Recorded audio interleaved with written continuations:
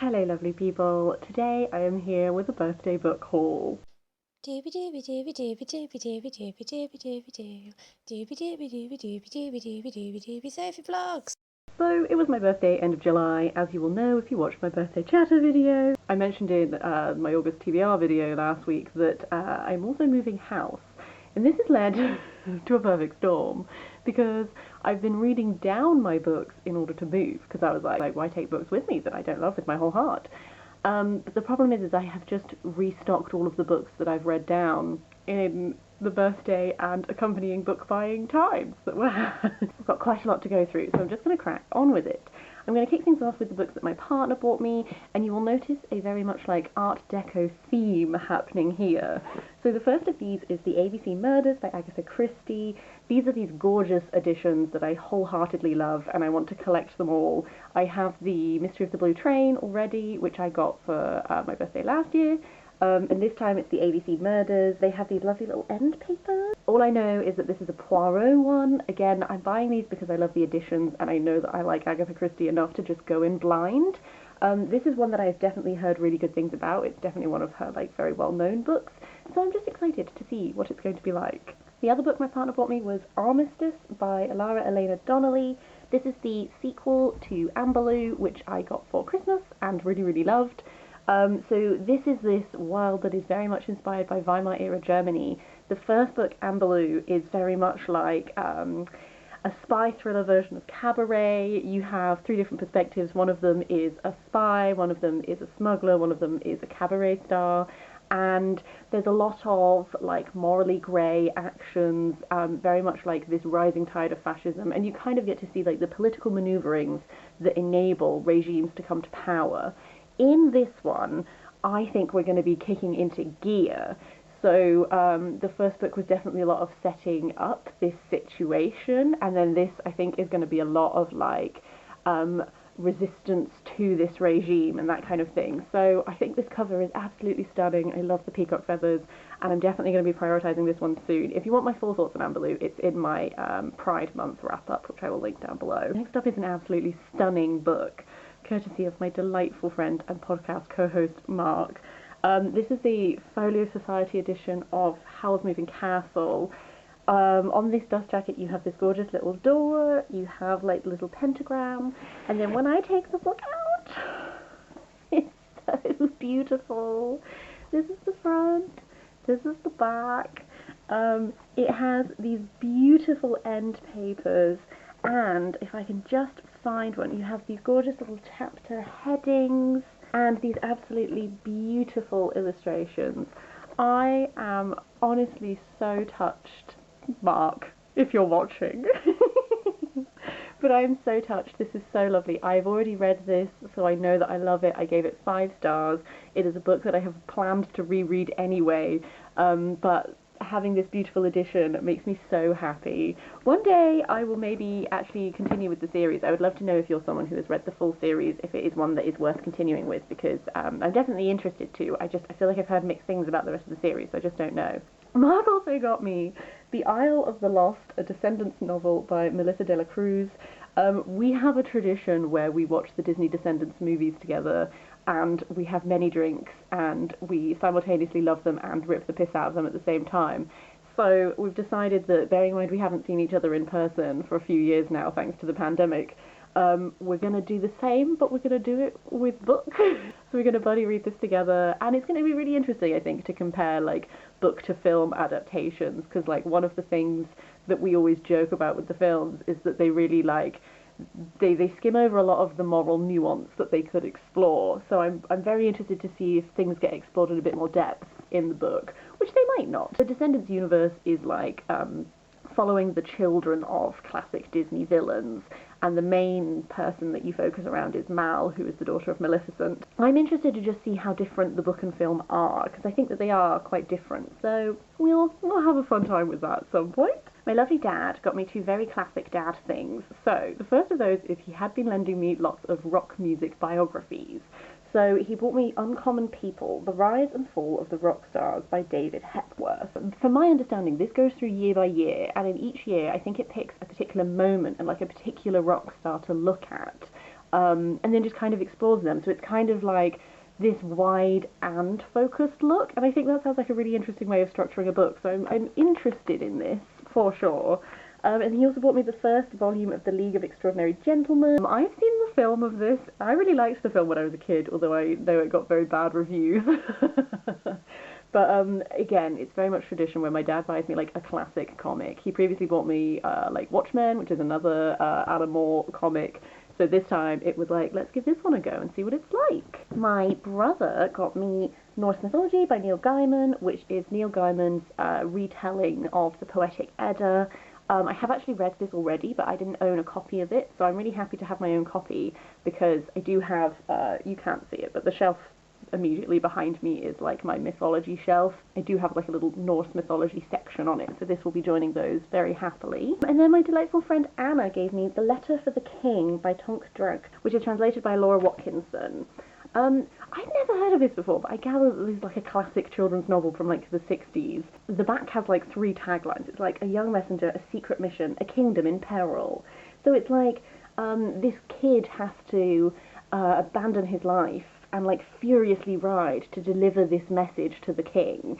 That's all I know about it. This is one that I'm really intrigued by, and I didn't realise it was as well known as it apparently is. So I'm always happy to explore some like classic middle grade, so that should be really intriguing. We now move on to the portion of the video that is books that I either bought for myself with National Book Tokens that were birthday presents, or that I just bought for myself on a whim. First up is a pre-order. I pre-ordered this last year because it came out just before my birthday, so I was like, birthday present to myself. This is She Who Became the Sun by Shelley Parker Chan. The hype around this book has been real. I'm just intrigued. I love the cover. I think it's beautiful, but also from what I know of it, I think it sounds really intriguing. I know that it is about these peasant children who grow up very, very poor, and then one day during like a bandit attack, the brother dies, and then the sister disguises herself as him and takes his place. This is one that I've heard such buzz around. I keep seeing it held up in like the Sapphic trifecta, which is enough to sell me on a book, I think. But I'm just really intrigued by this. I'm hoping it's going to be a new fave, and I'm really looking forward to seeing other things that Shelley Parker Chan is going to publish in the future, for sure. Another beautiful hardback that I'm so pleased to have my hands on is The Beautiful Ones by Silvia Moreno Garcia. I really loved Gods of Jade and Shadow by Silvia Moreno Garcia. One thing I like about her as an author is that she writes very widely across genres, and her books can be quite different. I think I saw her say that this book is potentially the one that is tonally most similar to Gods of Jade and Shadow, so I thought this would be a great place to go next in my reading of her, and then like over time I intend to just read all of her books and delight in them, but I thought this one seemed like a good place to go to next. So the beautiful ones in question are these socialites, and our main character Nina is, I think she's trying to make it as one of them, but also she has these telekinetic powers that she's trying to keep hidden. She ends up meeting this guy called Hector. I believe there's like a romance between them that is also mixed up in all of this like magic, so it's kind of this mix of like a society story of like trying to make it in like high society, but then also like a romance and like forbidden magic kind of thing. Those are like the vibes I'm getting. I also think this cover is really intriguing because it is beautiful, but then there are all of these like little bugs and stuff within it. I don't know, I think there is potentially a very interesting little tale to unfold there. Next up is The Roundhouse by Louise Erdrich. I have been meaning to read her novels for so long now. I know that she's very prolific, she has a lot of novels out there. I've heard such good things about her as a writer. This one I ended up picking up secondhand. I saw it and I thought this is the perfect time to give her a chance. So I don't know a lot about this one going in, but I know from the blurb that it follows a mother who is brutally raped in a North Dakota reservation. She refuses to speak to anyone, including the police. Her husband, who is a tribal judge, tries to like make justice happen, but I think it focuses around their son, who ends up sort of trying to take it into his own hands, and kind of there's this tale of like innocent childhood sort of coming up against like the unjust adult world and that kind of thing. Then I have The Well of Loneliness by Radcliffe Hall. I don't know if I'm going to like this book. This is a very iconic lesbian book, and Radcliffe Hall is a figure who I know about. Specifically, this is a painting by Gluck, who I have a biography of just behind me, Diana Suami's biography of Gluck, and I learned a bit about Radcliffe Hall reading that, as well as some of the other like lesbian non-fiction books that I've read. So this is one of those books that I know is like iconic, and it was groundbreaking at the time. It's also one of those that I don't know how it's going to read as a modern reader. Essentially, this couple have a child who is a girl, but they baptize her Stephen. When she grows up, she falls in love with a woman, but I know that this has not got a happy ending, and I know that it's, I think someone was like, it's miserable. At the same time, it is a piece of history. It was like banned when it was published, it went to trial, that kind of thing. So I'm going to give it a read, bearing in mind everything about when it was written versus now and all of these things, and just sort of like see what it is like as a book. After that is If Cats Disappeared from the World by Genki Kawamura. I keep hearing really good things about this book.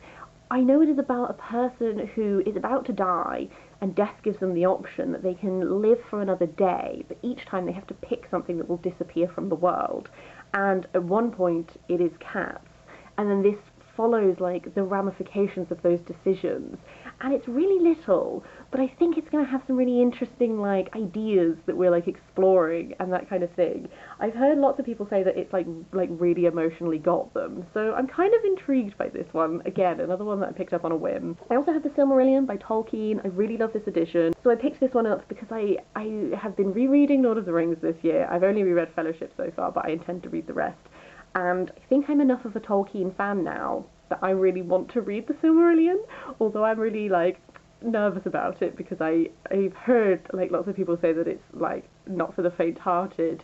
But I feel like I'm ready to explore further into the lore and like all of those things. Then we have If We Were Villains by ML Rio. This is a book that I've heard a lot of buzz about on BookTube. I know that it's like a dark academia one, and there's this guy called Oliver who has just served 10 years for a murder he may or may not have done. And when he comes out of prison, the detective is like, I want to put to rest what happened. And so I know that it's like then we're going back 10 years to look at this crime that happened at this school with these students who are all very dramatic. I know that there's like a lot of like Shakespeare influence in this. I think they're performing Shakespeare, but then also like it like suffuses the text somewhat. Again, just sounds fun, and I've heard a lot of buzz. Then we have How Much of These Hills is Gold by C. Pan Zhang. This is a set in the American West during the gold rush. We follow these two children who leave town with a gun in their hands and the body of their father on their backs, and they're just trying to seek like a new way to live. I don't know much more about it than that, and I don't think I've ever read a book set in like the gold rush time. But this cover is beautiful. I keep saying that about things because if I'm interested in a book already and then I see a copy that has a nice cover, I'm like, is this my time?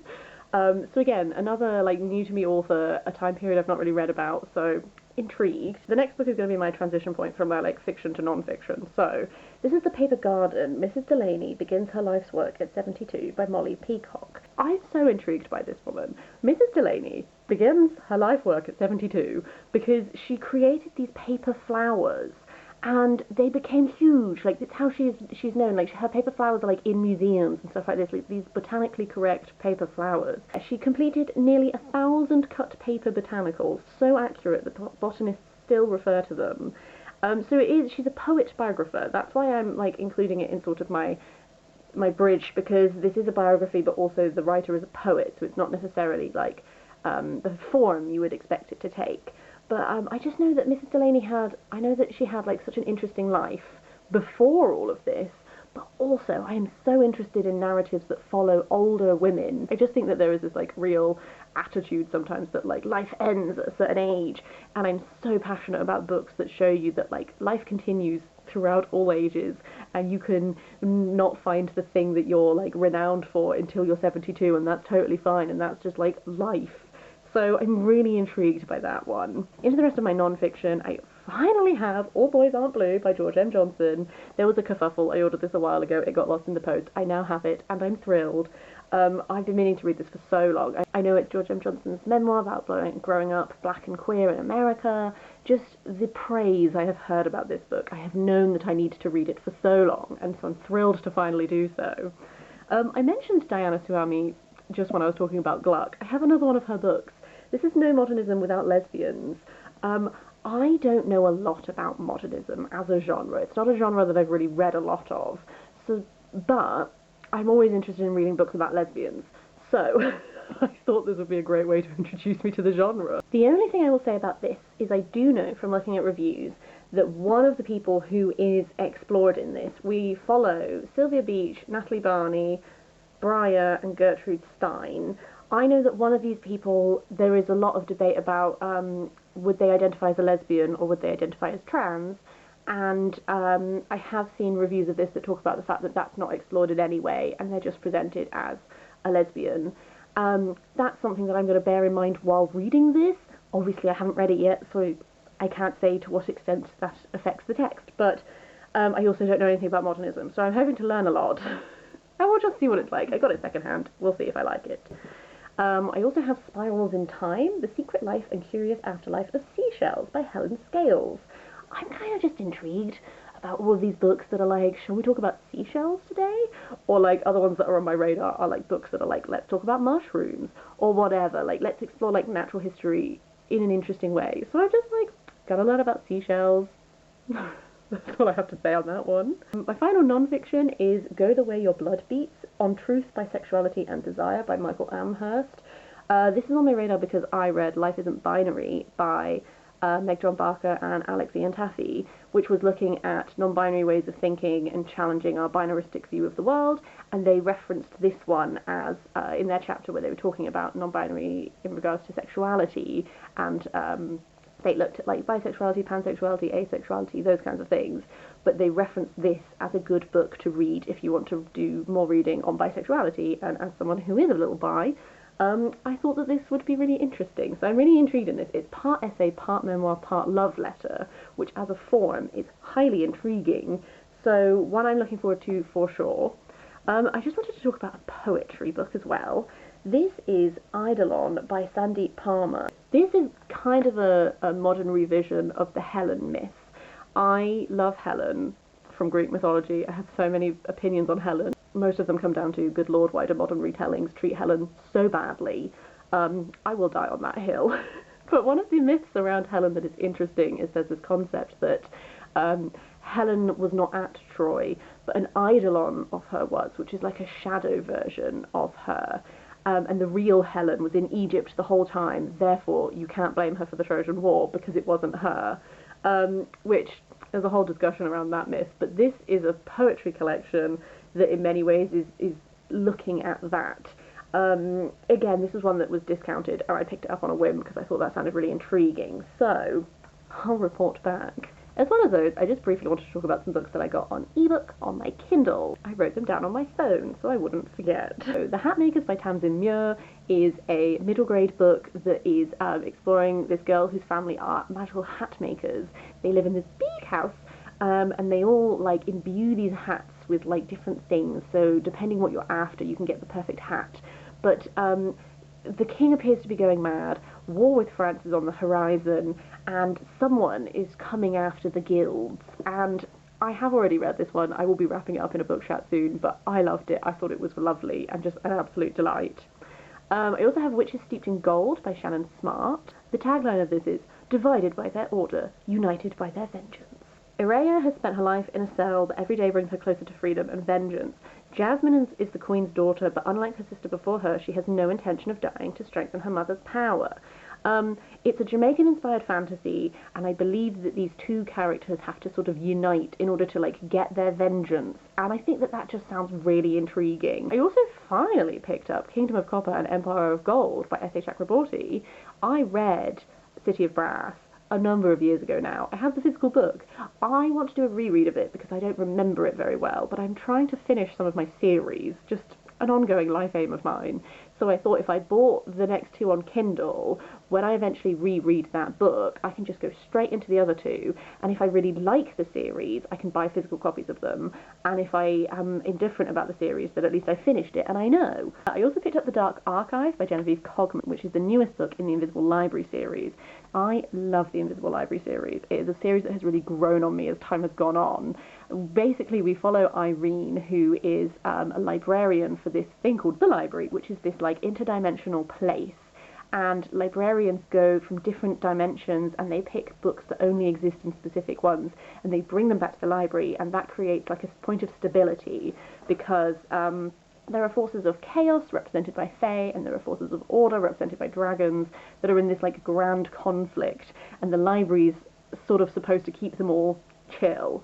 Every book in this series like plays around with genre because you have these different dimensions. You can explore time periods and types of genre in a way that is very flexible because, you know, you do a Venice Carnival in one book and then in the next book you can be in like 1940s Prohibition era, but they all have little tweaks and things that make them unique and different. So it's a series I love, so I'm just going to read the next book because I'm excited about it. I also picked up The Vanishing Stair and The Hand on the Wall by Maureen Johnson. I hauled Truly Devious in my last haul. I read it. I have some mixed feelings about it. I will go into them in a book chat, but I liked it enough to want to continue. So these are the next two books in the Truly Devious series, which are exploring this place called Ellingham Academy, where essentially in the 30s, the guy who built it, his wife and child were abducted, and there was this poem by this character called Truly Devious, and it's essentially baffled people for years, and this girl who is now attending the academy is trying to solve it. I picked up Reputation by Lex Croucher. I have been subscribed to Lex's YouTube channel for many years now. I think they're great. I was really intrigued in this book by this book because it's sort of billed as like Mean Girls meets Bridgerton. I don't watch all of Bridgerton, but I like what I have heard of this. And so I picked it up. I am currently reading it, and I will say I am thoroughly enjoying it. I'm having such a good time, and currently it's delivering everything I wanted from both like a Regency-style novel that has sort of like a romance plotline and that kind of thing that you would expect, but then with these elements of stuff like Mean Girls, with this like idea of like cliques and that kind of thing. I think it's a really interesting mix so far, and I'm having a really fun time with it. Penultimately, I picked up A Dead Gin in Cairo by P. Jelly Clark. I have heard really good things about them as a writer, just in general, but I know that it is set in Egypt in 1912, and it's kind of this, like, slightly alternate version of our world, so there is, like, magic and that kind of thing, and essentially it's like a detective who is investigating a case, and I just think it sounds really interesting, and I'm hoping I'm going to love it, and then I can go forward and, like, continue the rest of the series. And then finally is Catherine the Great, Portrait of a Woman by Robert K. Massey. This is just like a biography of Catherine the Great. I read, oh god, what's your name?